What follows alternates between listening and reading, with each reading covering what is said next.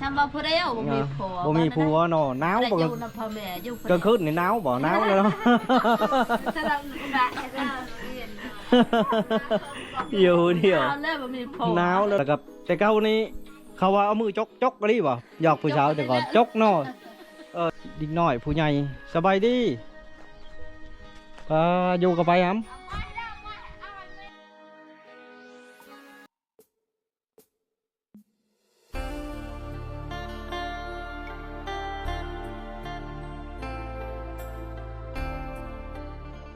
เอากับทักทายแล้วก็สบายดีมาจุกุทุกคนนะคนยินดีเข้าสู่ช่องบ้านน้องเงินวิธีชาวบ้านที่เขาจะเดิมทุกคนก็ตัวนี้เขาก็เดินเดียวคือเก่าก็มาเข้าสู่บ้านด้วนนะบ้านด้วนนี่ขึ้นก็เมืองพลานไซแขวงสวรรณเขตได้ก็มาสมทบกันในบ้านเพิ่นไปอยู่เขาก็เลยโทรแจ้งพระทุนเลยก็ชิขออนุญาตเลาะบ้านเพิ่นตัวนะ นี่แหละในบ้านของเพิ่นก็ประมาณนี้บ้านด้วนไปหาเลาะเปิงผู้สาวแถวบ้านเพิ่นเลยผู้เดียวคือเก่าทุกคนพอนี่ ช่วงก่อนนะครับมากับเบามุกแต่ว่าเพิ่นคาเวียกจ้ะเขาก็เลยมาเดียว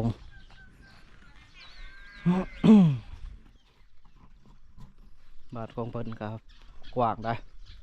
เป็นบ้านเก่าบ้านแก่และสบายดี สบายดีมาเลาะดินคือเก่า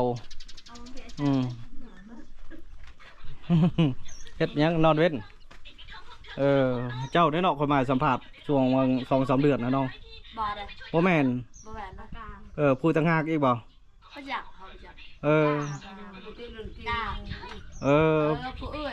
ผู้เอื้อย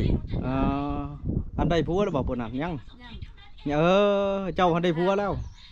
ค่ะต้องมีพวกกันใหม่ใช่เหือนเจ้าอันนี้เหือนแม่เฮือนคายคุณอยู่เดือเหือนเจ้าอยู่เหนือ เจ้าก็บ่มีผัวเหือนเนาะคอยมาช่วงก่อนนั้นเหือนเพิ่นผู้นี้ก็บ่มีผัวแม่นดอกนี่แหละแล้วก็ไม่ห้างอันนี้ก็ไม่ห้างอันนี้ไม่ไม้อันนี้ก๊อกแล้วมีแต่มีห่างไม่ไม้เพิ่นหาผู้สาว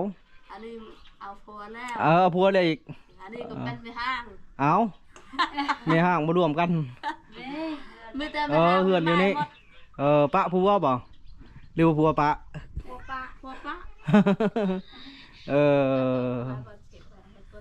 นั่นเนาะลูกผัวได้นอนดู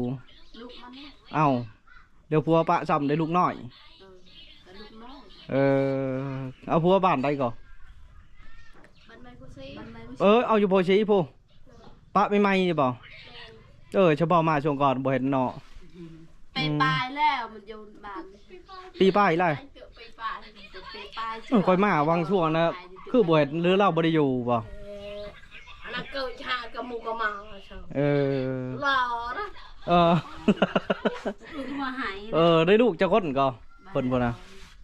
ผู้หนึ่งผู้หนึ่งผู้หรือบัดเจ้าได้ซะ3 คนผัวปะเกินลิกผัวตายเป็นแม่ไม้ตายเฮิงปานใด2 ปีผู้นั้นน่ะผัวปะผู้นี้ผัวยังบ่ได้สิแต่งล่ะเอาเฮิงปานใดล่ะเอาปีกายนี่เนาะเป็นนี่สิแต่งแล้วว่าซะเด้อทุกคนอันชื่อเจ้าชื่อแนวใดก็ชื่อเจ้าเราสาวเราผู้นั้นได้จ้ะจอยสาวจอยอันนี้เมียเขาเนาะสาวโน้นคืออยู่บนสาวแล้วผู้ลูกนอนนะพูดนะหลับขากลูกเจ้าใหญ่แล้วเนาะลูกเจ้าเนี่ยจักปีแหละผู้หญิงผู้กกฝนหัวโดนลายปีแล้วลายปีเนาะ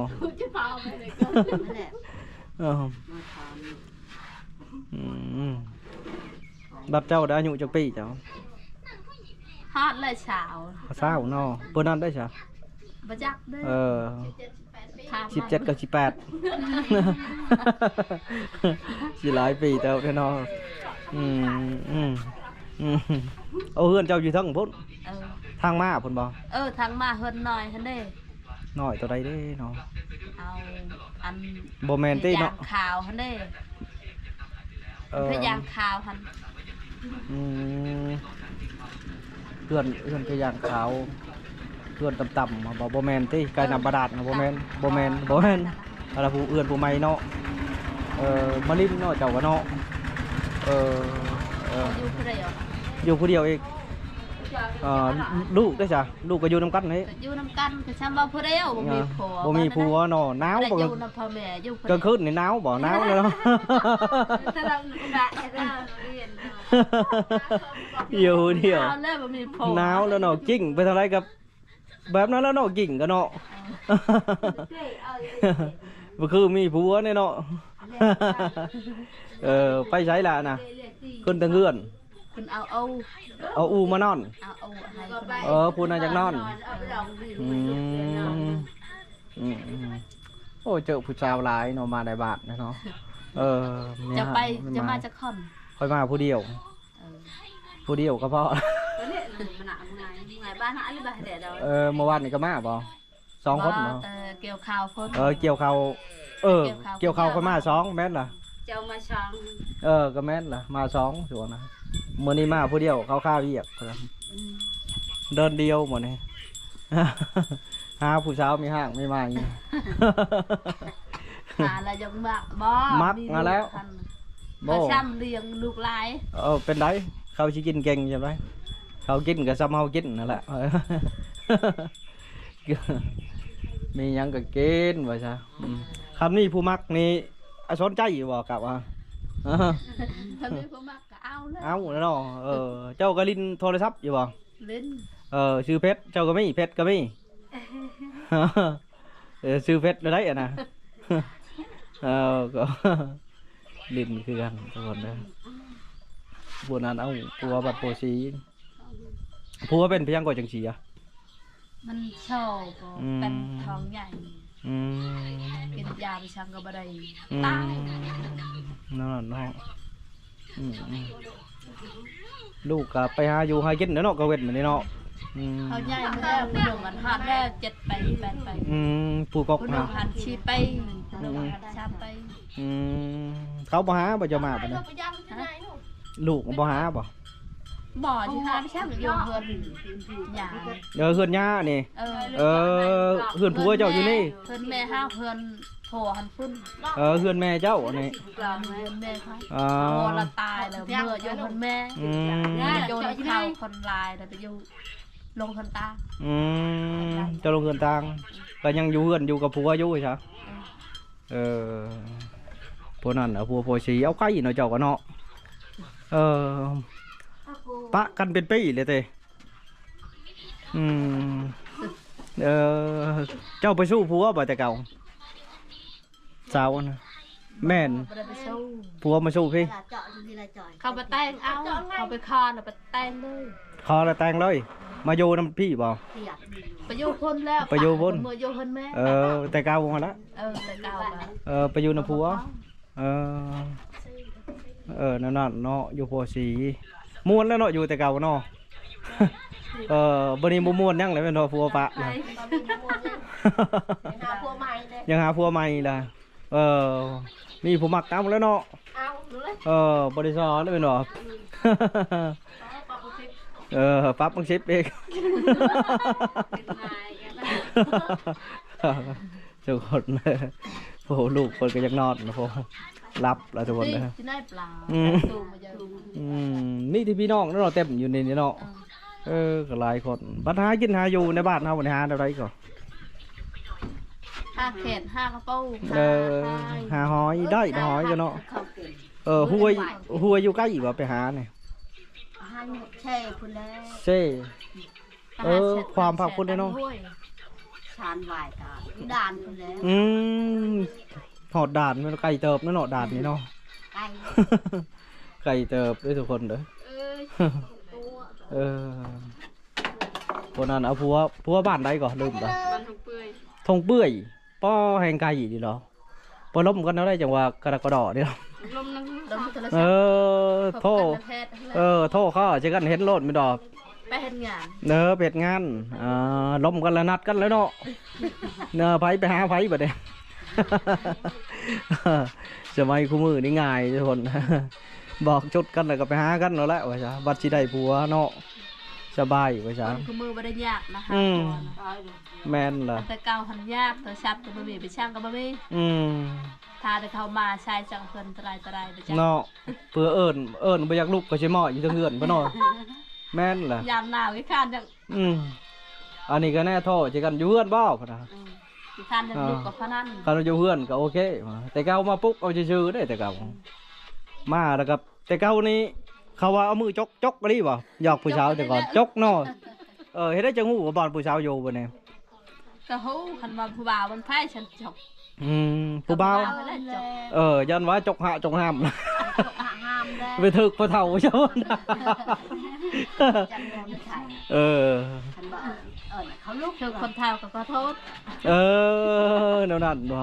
มันมีปองเนาะแต่ก่อนเขาเฮือนผู้ห้องผู้สาวอยู่ ป นี่ องและแบบนี้หันก็จกได้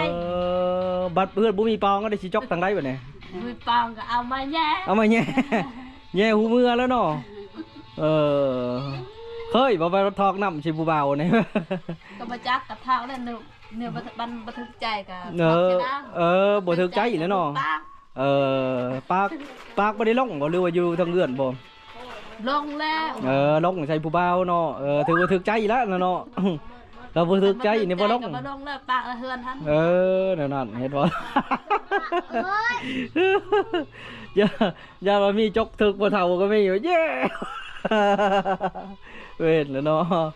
บ่เฒ่าสิหายแล้วว่าซะเดี๋ยวนี้นิยาจกได้ติเดี๋ยวนี้ยังลือยังจกอยู่ยังจกอยู่บ่เดือนว่า บ่ได้จกเนี่ย บ่ได้จกยังเนาะ มีโทรศัพท์คู่มือนี่ เอาเบอร์ให้ โทรเบอร์โทรแพทย์ ก็ง่ายแล้วเนาะต่างปรับปรุงใหม่ เต็มที่เพื่อนสูงแล้วเนาะสิไปมือแย่ขึ้นพอแห้งได้ขึ้นหลังกันแย่พอละ เจาะจุ้ย เอาไปก่อนบ่เด้ทุกคนเลยก็เลาะไปต่ออีกบ่เด้ เลาะไปต่ออีกก็นำมาด้านได้บ้านเปิดกันที่ได้นี่นำมาด้านก็คือนำมาด้านร่วมนะทุกคนเปิดกับเห็ดไปนี่แหละนี่ก็ใส่ร่วมมัดบ้านก็เป็นนำของโครงการเพิ่นเจาะให้ประชาที่รัดนำเข้าเขื่อนของเพิ่นกับเขตนี่เขาเขื่อนใหญ่ทุกคนเลยอันแถวชนบทเขตเมืองพระราชนะเพิ่นตำโหกทุกคนเลยอันนี้คือเขื่อนไผ่ สบายดีมุงแปดเนาะเขื่อนเจ้าเนาะไปเขื่อนไผ่ทุกคนมุงแปดไปเขื่อนใหญ่เพิ่นมุงลังกะสีไว้ครับมากหลายขออนุญาตเบิ่งนี่เด้อเบิ่งเจ้าตำโหกตำยังได้แพ้บ่ดูโปมมันแพ้บ่แพ้ตะโลอันนี้เฮานี่เป็นไล่เป็นเนาะเจ้าเห็ดเนาะไล่น้อยทุกคนเลย ได้จักอะไรตำจักมืออะไรนี่ ตามชาวนี่ ฮะได้ลายเติบได้ทุกคนเลยตำเสานี่หลอดเลยตำใส่เองบ่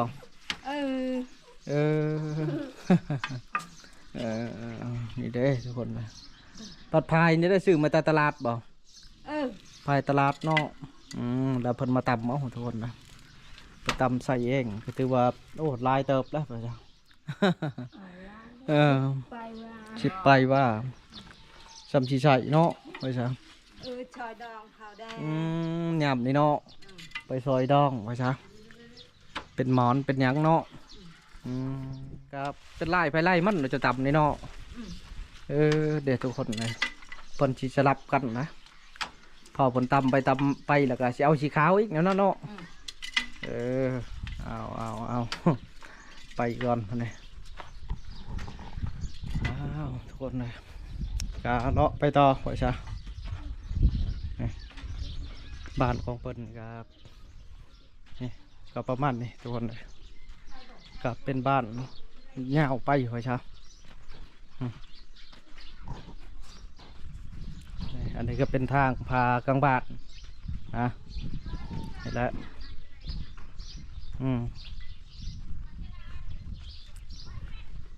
ส่วนหลายเพิ่นก็สิออกให้ออกสวนนะเด้เพิ่นสิออกให้ออกสวนแล้วก็ตัวแรงก็เอาพืชมาเลยนี่แหละนี่มาไว้อยู่ตารางเราเอาไว้ดังเวลาฝนตกฝนลิ้นไว้จ้ะก็สบายไปอีกหนึ่งตัวนี้ก็เป็นเฮือนอีกนะทุกคนอันนี้บ้านด้วนเหล่าเขาเพราะว่าส่วนหลายเพิ่นอาชีพเฮ็ดหน้าในบ้านนี่นะนี่ประเทศหน้าปีทุกคนนะก็กังเว้นไปนี่กับคนบอยากลายกกโพนะกกโพใหญ่ทุกคนนะบ้าใหญ่คนพ่อแต่เก่าแต่แก่โอ้ยมาเลาะดินมาแต่ในเมืองเฮ็ดเพียงกันเลยมันชิบไหม้บ่กระตุกนี่จะไหม้แล้วบ่เรือแล้วเนาะไหนมาขามเขาเอิ้นว่ามียังก่ออันนี้เขาเอิ้นกลองเหาะครัวเผากลองเหาะครัวในมาขามครัวทุกคนนะมาแต่บ้านในแต่เมืองทุกอย่างแม่นหอมเนาะในมาขามนะมาแค่เอาเจ้าก็ดีเนาะแค่ดีกำลังอ่อนนี่กินได้อยู่จ้ะพอมันเย็นแล้วมันแข็งเลยประเดี๋ยวไปทางไรมัดคือจะหมอยโยนปลินเนาะโยนกันจะคดเนือนนะหลานช่างของไผ่พี่น้องจะลูกไผ่พี่น้องลูกไผ่บ่เนี่ยได้ลูกไผ่ลูกเคยเนาะสบายเขาเบียกเป็นงานมาจ้ะใช่ค่ะเอาไปเฮ็ดไปนำเขาซื้อบ่เนี่ยเอาไปก็เด้อวันนี้เด้อ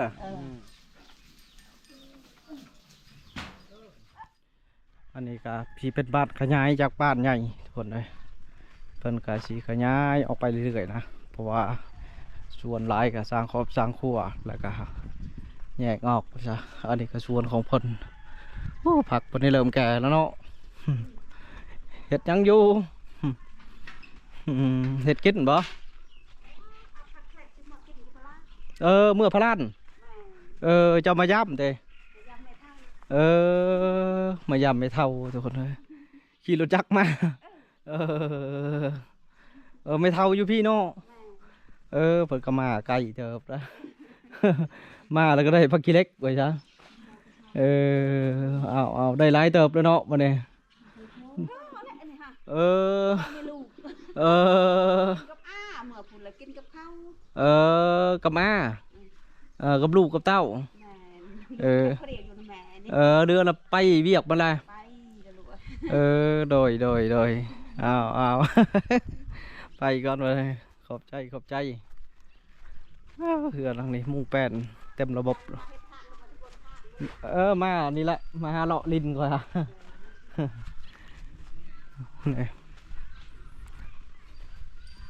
เพื่อนหลังนี่นะครับตัวมุ่งแป้นเลยทุกคนเลยไปมุ่งแป้นเต็มระบบเลยนะ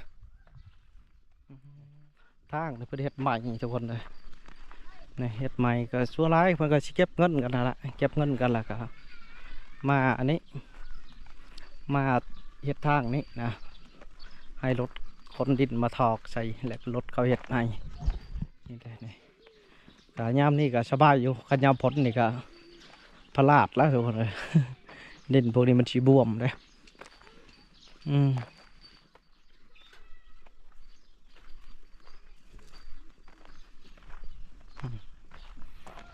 ยามนี่กับเงียบเหงาตกมายามแรงมาแล้วก็เขาก็อยู่ให้อยู่สวนทางให้นะคนมันนะทุกคนเลยเพื่อเกี่ยมการผลิตเลยจ้ะนี่คือเถื่อนนี่ก็สบายอยู่จ้ะเห็ดยังอยู่เดี๋ยวเชื่ออยู่ใกล้นำมาด้านสบายอยู่เนาะนำมาด้านบ่ออกเอาเท่อะไรแต่เก่าออกได้อยู่เนาะคนนะเฮือนจะบ่เนี่ย อยู่นำกันจะคนในเฮือน อยู่เฮือนต่างแต่พ่อแม่ เจ้าอยู่เฮือนต่างใช้เฮือนเจ้า เฮือนนั่นนี่ อันนี้อ๋อดึงเฮือนต่างไปซะอยู่จะคนรวมหมด ลูกหัน 4 คน ลูก4 คนลูกจะหมดบ่อันนี้ นี่ลูกเป็นไข่ อันนี้ก็ลูกอันนี้ก็ลูกกินยาหรอบ่ชักกันไข่ออก ตุ่มเอาน้ำเช็ดตลอดละยันมันนะ อาบน้ำตลอด อาบน้ำส้มเอาไปก่อนตัวไปทางใดเห็นแต่เป็นไข่เนาะน้ำนี่ไม่ได้ใส่ยังบ่ตัวนี้บ่ได้ใส่แล้วสูบมันบ่ ทุกคนเลยน้ำมาดาดมันเพแล้วพ่อจ้าลำบากแล้วนะโอ้ยอันนี้ทอรุดเต้เนี่ยทอรุดอันนี้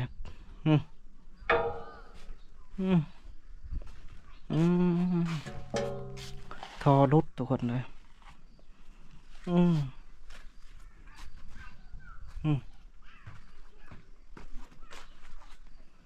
ป้าโถอันนี้อยู่ในไรอันนี้เพื่อนนี่ก็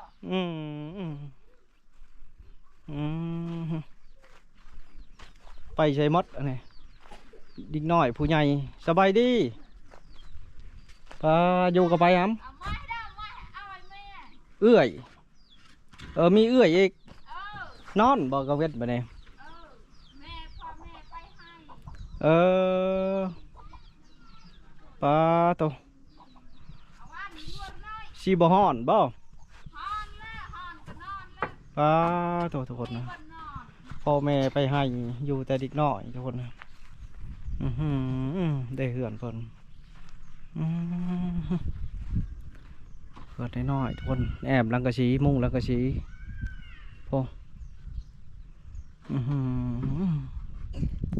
อยู่ในไรอันนี้โอเคและเอาไว้แม่อะไรยุ่นยาละเราไปอยากลุกยาตัวติอยู่แต่ดิกน้อยทุกคนผู้ใหญ่ก็ไปเวียกไปจ้ะเด้ย้ายไปประเทศแล้วบ้านเพิ่นทุกคนนะเอาทุกคนก็มัดประมาณตัวนี้ได้บ้านบ้านด้วยเขาถือว่าเลาะทัวร์แล้วล่ะทุกคนเลยได้คลิปตรงเขาบอกว่าเดินวันนี้ก็ชิกาบลาพี่ลาน้องทุกคนพบกันอีกคลิปต่อไปทุกคนเลยครับว่าชิไปบ้านใดใครทุกคนติดตามเบิ่งประชาคลิปนี้เขาว่าสบายดีเอาไปบ้าน